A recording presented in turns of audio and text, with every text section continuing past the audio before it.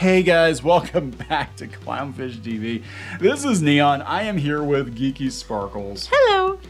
And we're going to talk about that One Piece live action adaptation on Netflix that literally nobody is looking forward to. No, actually some people were looking forward to because they said it has Oda's stamp of approval. Mm-hmm. But I have some doubts. Yes. I have some doubts. We're going to talk about how one of the writers, the head writer, is making it political. You know, and back in the day, it used to be like, okay, people can separate their professionalism from their politics, but they can't now.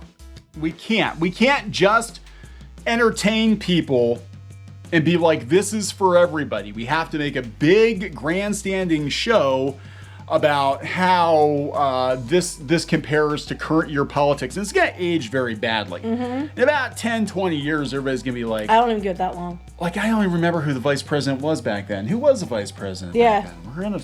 We're gonna talk about this. So before we get into it any further, please subscribe for more pop culture news, views, and rants, guys. Over 234,000 subs. Thank you for the support. We do talk about anime, we talk about animation, talk about comics, talk about whatever interests us. And we thought we really wouldn't have much to say, or much else to say about the One Piece live action. No, that's not true. We knew. It was Netflix. That's all you need to know. We knew. Same people who were doing Cowboy Bebop. So you knew it was going to happen. But you're like, okay, maybe they'll learn. They didn't. No. If people could separate their politics from their professionalism, it would be different. But they can't. Have a bad feeling. I have a bad feeling about this. We actually did have some people write us and said, look, Oda, gave his seal of approval to the script. We mentioned that in the video. Yeah, and we're like, well, okay, but we're still thinking like, Luffy, how are you going to do him in live action? That's going to look ridiculous. Mm-hmm. But it gets better. So this is coming from Nichiban, and I think Bounding in the Comics also covered it, that the live action One Piece head writer is comparing Luffy to Kamala Harris. And Saint Charlos to Trump. Whoa. So they're both stretchy? They can make their faces look really weird. They both stretch things. Anyway, one of the live-action One Piece head writers has caused controversy by comparing Luffy to Kamala Harris. I don't know if I think Harris might be offended by that. Twitter user Tactical Fiend highlighted Instagram and Twitter posts made by Stephen Maida, is it Maida? In January of this year. Maida had compared Monkey D. Luffy to Vice President Kamala Harris. His name's Monkey D. Luffy, and he compared him to Kamala Harris.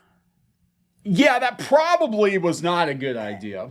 Maida also compares Harris to the Will of D, a trait within One Piece where characters with the initial D as their middle name are fearless and strong, and they have a desire for freedom to fulfill their desires. He also compared St. Charlos with the 45th President of the United States, Donald Trump. Of course.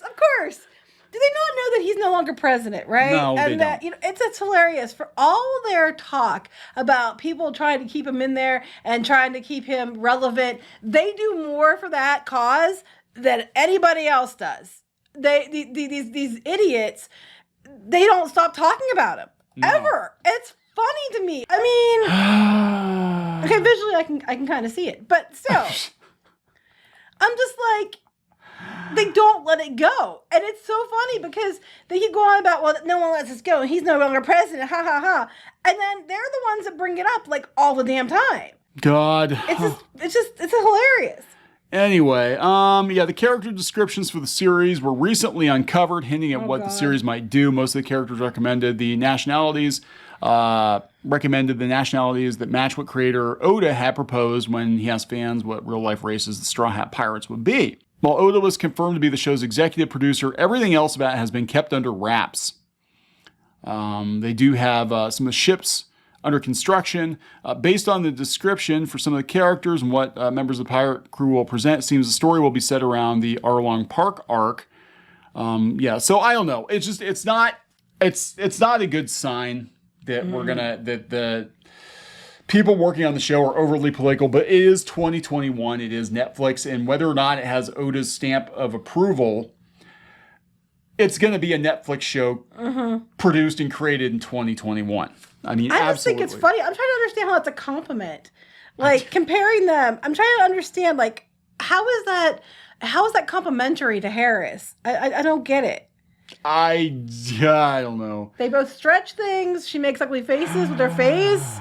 So yeah, he got a lot of backlash according to Bounding in the comics, even among her own supporters. Wave of backlash. In response, yeah, so how is that a compliment? How is that a compliment? He issued the Trump one to try to win some of these people back. So this is, I don't know.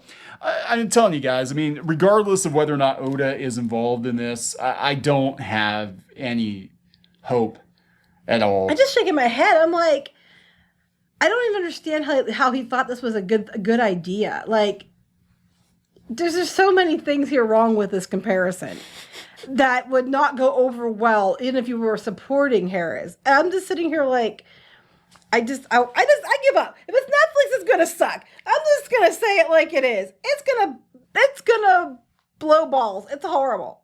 Stretchy balls. I guess somebody stretchy said that, balls. Yeah. Confirmed his balls are also stretchy. Okay, well, maybe her balls are stretchy too, and that's the comparison he's trying to make. Because I don't know. I don't know. I just don't get it. It's gonna be what it's gonna be. I've gotten to the point now where as soon as somebody says, "Hey, Netflix is remaking XYZ thing," I'm like, nope. Yeah, don't care. Don't care. Mm-mm. Don't care. I barely watch Netflix. I don't even remember the last time I watched anything on Netflix. I think that video game documentary, and that one got weirdly political too. It was this like very kind of run-of-the-mill documentary, and all of a sudden they would just start, interjecting some political stuff into it. They probably had to meet mandates. Yeah, it was weird. It was like, why are we talking about? It was like, well, now here's the story of the video game industry. Now, for no other reason, let's interject all these, marginalization and here's the themes thing that makes me mad. If you're going to inject politics, you need to make it even-handed. Like that's what happens though. It's only always like one side, political one side. The thing is, in this country, people have the right to choose, and people vote many different ways. So there's a spectrum of where people fall to vote, and there's different parties you can vote. Mostly go far, right or left. Some people are very far right, some people are very far left. Most people, I think, tend to be moderate or in the middle somewhere. They only ever represent or present far leftist behavior, and it's kind of very biased and bullshitty.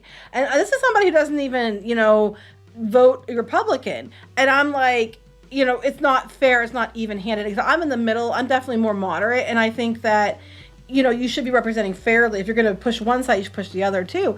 And I guess in this way they are, because they're mocking them both. Apparently, I don't think that was the intention, but that's what it turned out to be. But yeah, I think people took it as him mocking Harris, or just take politics out of it completely. That makes the most sense. It's not even based on American politics. What the fuck?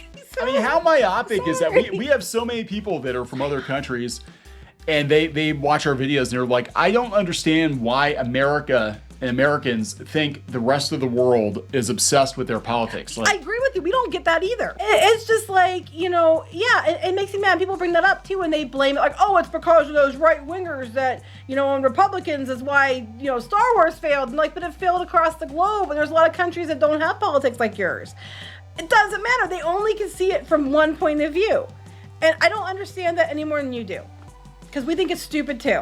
It's dumb. But it's Netflix. It's going to be what it's going to be. I think it's going to be about as good as the Cowboy Bebop show is looking to be. And neither one of them are necessary. It's just a cash grab. Neither one of these series need to exist in live action, especially when the in the case of One Piece, the anime is still running, the manga is still running. Right, that's what I'm saying. Just go watch it the way it was intended. I mean, don't even. Whatever. Yeah. Whatever, Netflix. Gonna wrap it up. Yep. Please subscribe for more pop culture news, views, and rants, guys. We'll talk later. Bye.